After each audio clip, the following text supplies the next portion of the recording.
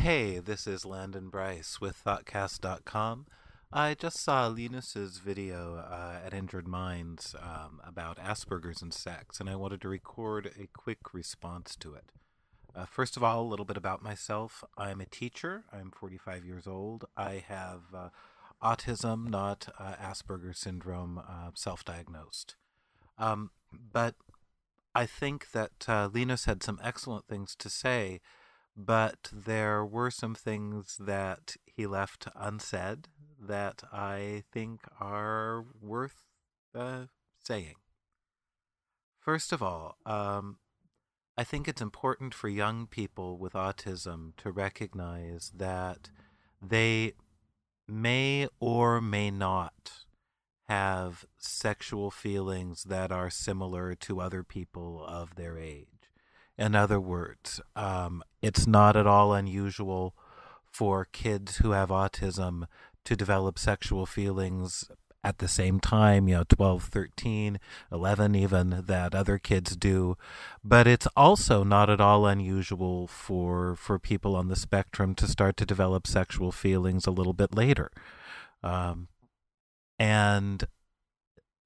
I think we need to recognize that and just be okay with it. That, if you are a young teenager who has some autism and you don't feel any sexual feelings yet, that's okay. That's likely to develop later.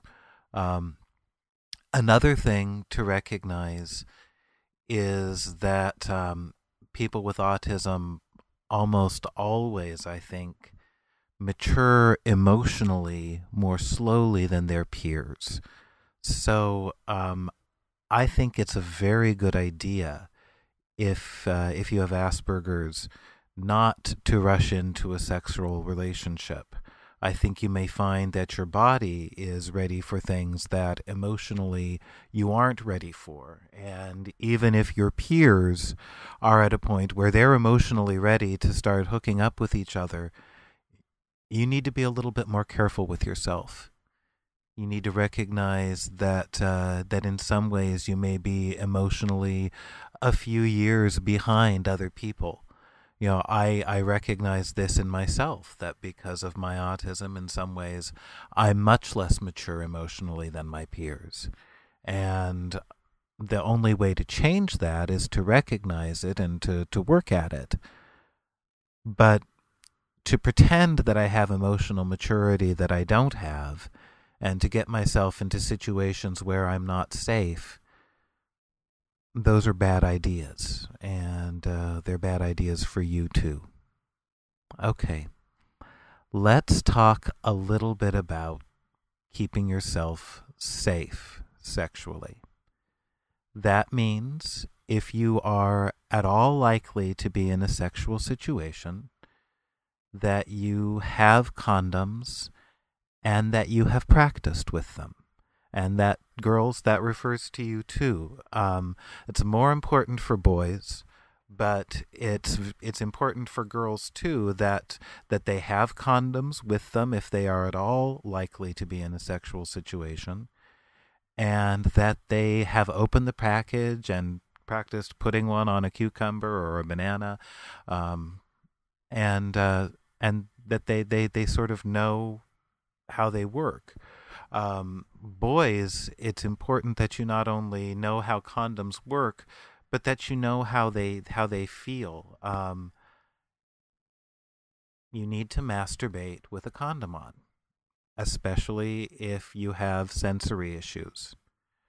If you don't do that, and if you don't get to the point where you're comfortable, you're able to maintain an erection with a condom, and also that you're able to ejaculate with a condom. And if you have trouble with either of those things, you need to recognize that that's not unusual, and that you shouldn't be embarrassed.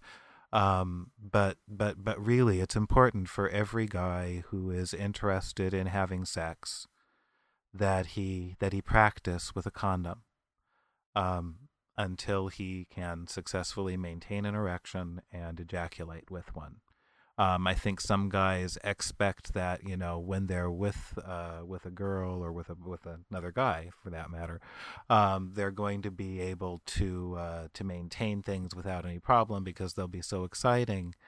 But in fact, especially if you have autism, that just may not be the case. So, practice with condoms. Okay. Another thing that you need to be aware of is that sensory issues can make sex difficult, even if you are emotionally extremely connected to another person. Linus is absolutely right when he says that you are much more likely to be able to, if you have trouble tolerating physical touch from strangers, that doesn't mean that you're going to have trouble connecting with somebody physically in a romantic sense. My experience with people with autism is that many of us are as Linus says, very cuddly. I certainly am. I don't like to be touched at all by strangers. In fact, it's very upsetting to me. But I like very much to touch somebody who I feel emotionally close to. And in fact, that's not always a sexual thing. I think one thing that can be difficult for people with autism, especially in American society, is we tend to assume that all touch is sexual. And at least my experience, people with autism who I've worked with, and also my own experience as someone on the spectrum, is that we need physical touch. That's one of the reasons why animals can be so important to us.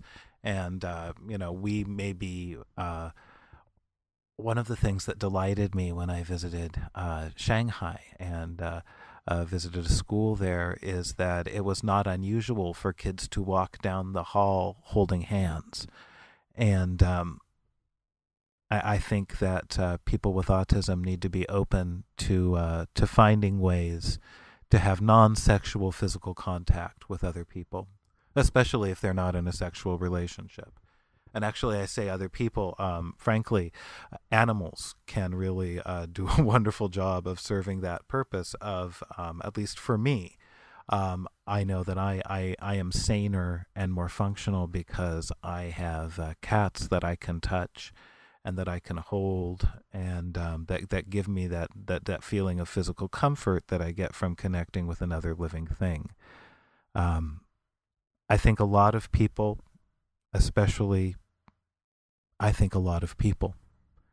end up connecting with people sexually and end up selling themselves short sexually because they need that physical and emotional connection. I wish a lot more of them had cats or dogs. You really need to be careful with yourself sexually. And part of that is recognizing that you are a sexual person and that you have sexual needs. That includes, you shouldn't be embarrassed about masturbation. You shouldn't be afraid of maybe having some materials to help you masturbate well, especially if you're a young person with autism, a young boy especially. You may find that you want to masturbate a great deal, and you may find that you're also very sensitive. You really shouldn't feel embarrassed about getting yourself a good lubricant to use when you're masturbating. You shouldn't, don't use soap or necessarily hand lotion. It's okay for you to have something that makes masturbation both pleasurable and also avoids abrasions on your skin. For girls, frankly, I guess for boys too, I should say this, but especially for girls, I don't think you should feel embarrassed about experimenting with a toy, especially a vibrator. There are, I know that for many people with autism, vibration might seem like a scary thing, and you might not ever want to try the vibration aspect, but a toy might be a really good thing for a girl with autism to have. And I'm talking about, when I say a toy, I mean a dildo. I mean a penis-shaped, probably, toy. And I can see some advantages for somebody with autism in getting something that's more realistically shaped than something that's kind of a neutral shape.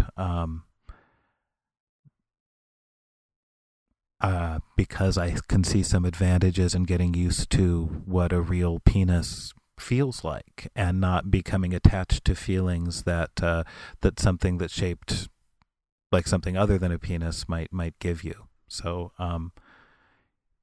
I would certainly recommend considering purchasing some sort of toy, some sort of dildo, probably a penis shaped one, if you're a girl, and getting one that at least has the potential to vibrate, because you may find that to be very pleasurable. I know that many women do.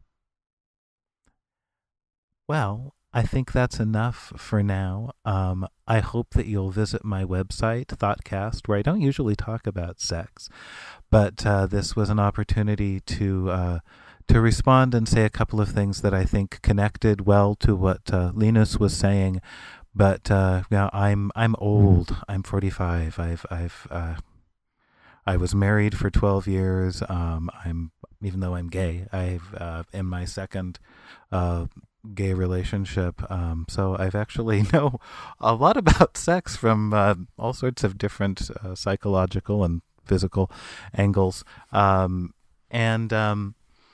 And so anybody who has kind of issues with this subject, like a lot of people, I'm really unembarrassed about talking about it. So feel free to contact me at thAutcast, and or in the comments to this video. And I hope everybody stays safe and stays happy and has a great day.